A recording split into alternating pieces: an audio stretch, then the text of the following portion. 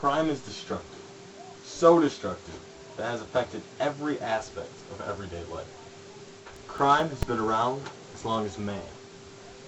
The 1920s, often referred to as the Roaring Twenties. With the 1920s came Prohibition. Crime was everywhere.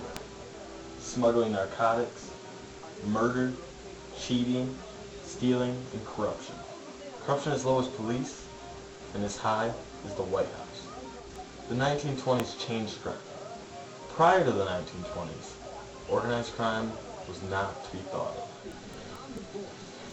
Hi, I'm Rick James, and this is Crime, the Prohibition Era. September 1920. 8 baseball players are barred from the game for life. The trouble started a year earlier. Slick fielding Chick Gondel would be the one to start the trouble. In Gondel's hotel room, Joseph Sullivan and Gondel decided to fix the World Series. Soon, others were in on the fix. After losing Game 1, the players did not receive payment, but they agreed to throw Game 2, believing they would receive the payment afterwards. After they threw Game 2, they did not receive payment once again. They won Game 3, and Sullivan gave them $20,000 and promised another $20,000 if Chicago lost. The money was not received once again, and the players began to play to win. Was that way too many plays in that one sentence?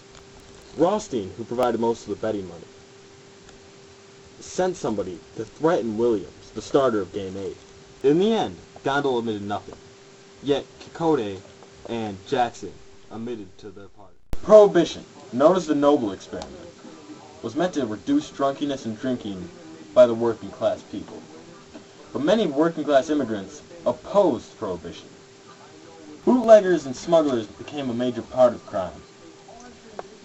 Speakeasies, a place where people would go drink, also became a major part of crime. One of the most notorious gangs was Detroit's Purple Gang. They dealt in bootlegging, extortion, murder, and gambling. Much of the population had contempt for law enforcement.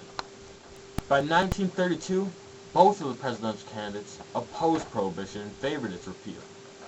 Police, judges, prosecutors, and politicians were soon being paid by organized crime. Outside the threat of organized crime was the White House. Instead, different crimes were committed. Albert B. Fall convinced the Secretary of the Navy, Edwin Denby, to give control of 3 oil reserves to him. Albert leased one of the 3, the Teapot Dome, to Mammoth Oil Company, and the second of the reserves, Elk Hills, to American Petroleum Company. Albert profited $400,000 off the leasing. Albert was fined $100,000 and sentenced to 1 year in prison after he was found guilty in 1929 of bribery. The concentrated attention on the scandal made it the first symbol of government corruption in America.